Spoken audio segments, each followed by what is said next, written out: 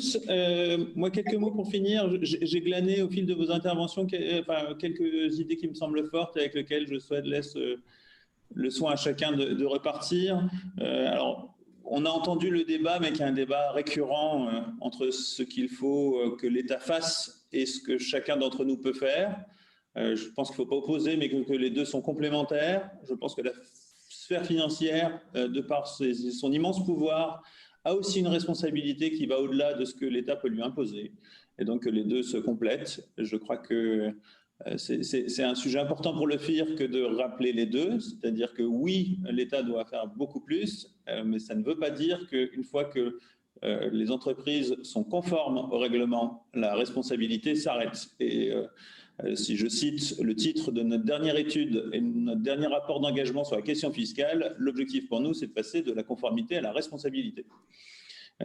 La deuxième idée que je retiens, qui vient de Jean-Jacques Barberis, c'est que finalement, c'est la demande qui peut créer le social et le progrès.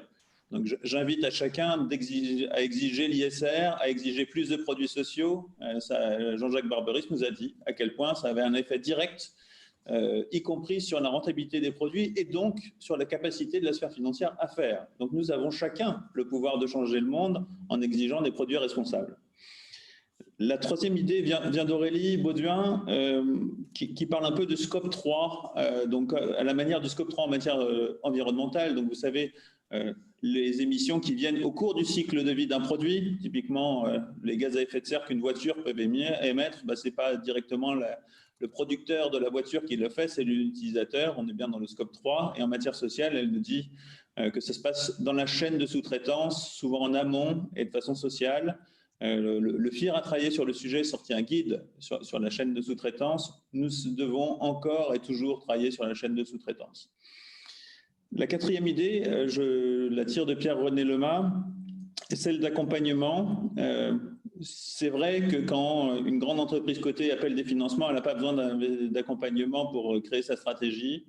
Ce dont témoigne Pierre-René Lemas, c'est que ce n'est pas le cas pour l'entrepreneur pauvre, individuel, qui veut s'en sortir dans la vie et qui décide de montrer son entreprise. Moi, j'ai l'impression que si on revient au premier débat, c'est là où la puissance publique a aussi son rôle, qui est de financer l'accompagnement, même si naturellement, la sphère privée peut l'accompagner, investir plus facilement aujourd'hui qu'autrefois.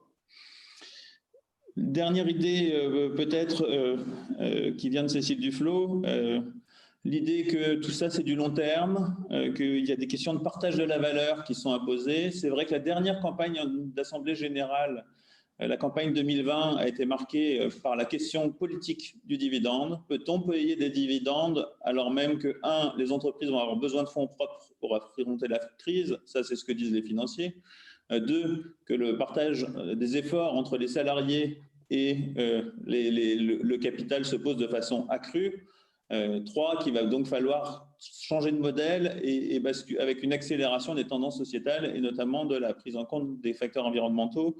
Autant de questions que nous nous posons au FIR et que j'invite la société civile et Oxfam à nous poser plus souvent. Enfin, Laurent Berger n'a pas dit « nous serons ce que nous ferons », mais c'est ce que je retiens aussi de son propos. Et j'invite chacun donc à agir à sa place, à exiger, à construire et aller vers un demain qu'on espère un peu meilleur.